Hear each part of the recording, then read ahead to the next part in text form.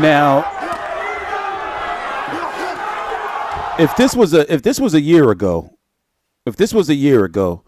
Jermell Charlo is the A side over Jarrett Hurd in the 154-pound division, right? Jarrett Hurd before Saddam Ali was considered the weak link in the 154-pound division. Now, I think that Jarrett Hurd can possibly beat Jermell Charlo. Now, yeah, it would have been good for Jermell Charlo to get the stoppage last night. He is still good. I'm not saying that I'm saying it's a 50-50 fight. I'm not picking sides. I'm saying it's a 50-50 fight. But if I was to give the edge to somebody, I would give it to Jarrett Swift Hurd with his pressure and his willingness to go in there, even though his face might get smashed up and literally just start beating the shit out you.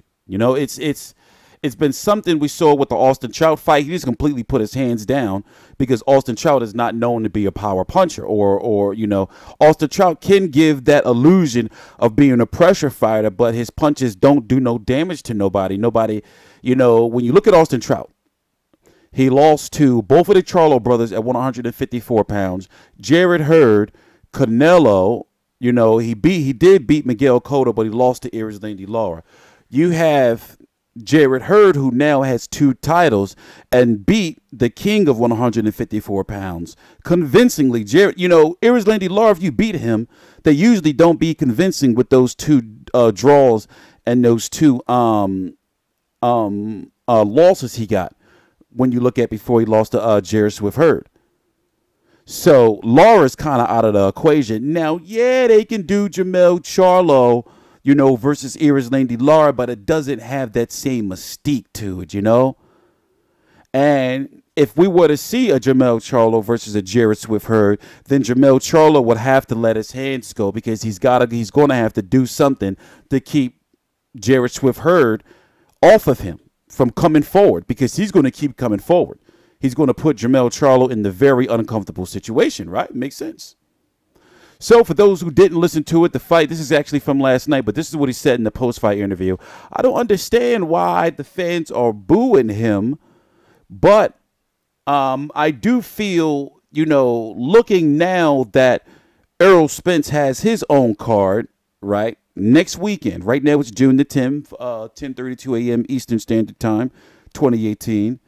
And next week on the 16th, Errol Spence has his own card in Texas and Dallas. So the Charlo's need their own cards ASAP, and they've been talking about how they alluding to the fact that they want promoters, but at the same time they want to remain loyal to Al Heyman. He's the general. They haven't necessarily said his name, but he's the general. You can tell. It was a media call that they did. I actually played the clip of it in my pre-fight video before Charlo versus Trout. But anyway, listen to this. Please subscribe. All right, Mo, thank you very much. Here with the WBC champion, Jermell Charlo. Jermell, congratulations it's over here. On the victory. Thank you. 2 knockdowns here. You go the distance. How would you evaluate your performance tonight? Most of the fans, hold up. Let me tell you something. Let me tell you something. Yeah. They wanted, look, I went to fish. I tried to get some trout, but I couldn't get him on the hook. You did? I couldn't catch that trout on the hook. I know they used to see me knocking boys out, but I'm glad that they got a chance to see me try. At least I gave you what I got. You had knocked out your last 4 opponents. Yeah. Obviously, you go to distance for the first time in 5 fights. Do you think you were trying to press too much for the knockout, especially early on in this fight?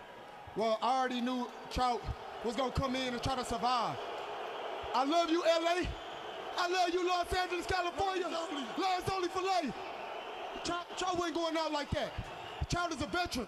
He's a real fighter, but I don't know what that judge was looking at. I know for a fact I ain't win no majority decision, but it's all good. Sometimes you knock some out, sometimes you just beat them. So you're disappointed that one of the judges had it as a draw and even? Man, I worked very hard in this camp. I gave it my all, so, for a judge to say that I won in majority draw, whatever that was, I think it's BS. I looked at Trout right when they said it. He knew they weren't riding for him. So what's next for Jermell Charlo? I know you've been very vocal about unifying. Do you believe you can get a unification fight with the unified champion Jarrett Hurd here before the year's over? This is something that Trout gonna be able to tell y'all right here. Trout gonna tell you who gonna win that fight, because if Hurd sit in front of me, it's Trout move right now. That's why he survived 12. But if Hurd sit in front of me and just take them shots, I guarantee you. So yeah, I want to unify, and I'll do it right here in LA. Ha, right. You know, will Hurd sit there and take those shots? But also, he's going to be given. So maybe it will open up more chances for Jermell Charlo to get off counter shots, because it seems as though he was looking for the one big shot against Trout last night. After all, he had did it against Eric Lubin, and he had did it against Charles Hatley. And before that, you know, he was in a fight with John Jackson, correct? In which that's what got him that knockout out of, you know, it going to the cards. So I think that's the fight that they should focus on making, is the rematch, not the rematch, the fight between Jarrett Swift Hurd and Jermell Charlo. Also, Jarrett Hurd has been in, you know, like campaigning to get the Kell Brook fight. Kell Brook's fighting in July or something like that. And they're talking about, or what has been talking about on social media, is them fighting after that, like at the end of the year or something. Jarrett Hurd's got a mandatory to fulfill, right? And if I'm correct, his mandatory may be Julian J. Rock Williams, right? And as we see, the IBF don't mess around. So, you know,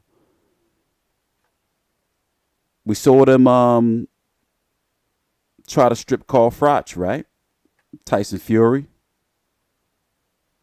Most recently, Golovkin. Big paydays, too, for them, sanctioning fees. So they will damn sure strip Jarrett Swift Hurd.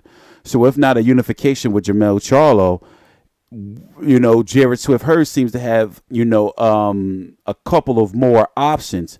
Jermell Charlo, if you look at who he would have to fight, would be one of these guys. And the 154-pound division is not really deep with names that can sell, not on their own card, which they should have, but let alone on an undercard. I mean, unless they pull some magic and get another guy who lost to a Charlo to fight in Jermell Charlo versus Julian Williams. You know, would you still be interested in a Jermell Charlo versus Erislandy Lara? That's a last resort type of fight. But I'm sure some type of money issue would come up. They can probably pull this off down in Texas somewhere. This guy right here, as we talked about, Salusky for Danny Jacobs, who he was supposed to fight Venice Martirosyan, meaning Salusky, to be the mandatory for Jermell Charlo. So I got to do some more research into this situation. And looking down the line, there's nothing there. So I got to change this, but Munguia, he's the new WBO champion. He beat Saddam Ali. It's going to be interesting to see what the winner of, because it's going to be Liam Smith versus Munguia for the WBO title next. So that winner wouldn't be available to the end of the year. So it's really going to be interesting to see what Jermell Charlo does next. But anyway, I'm TstreeT Controversy. This is TstreeT Controversy Live. Please subscribe. All the links to my social media right down below. Why is it up there? Happy Sunday.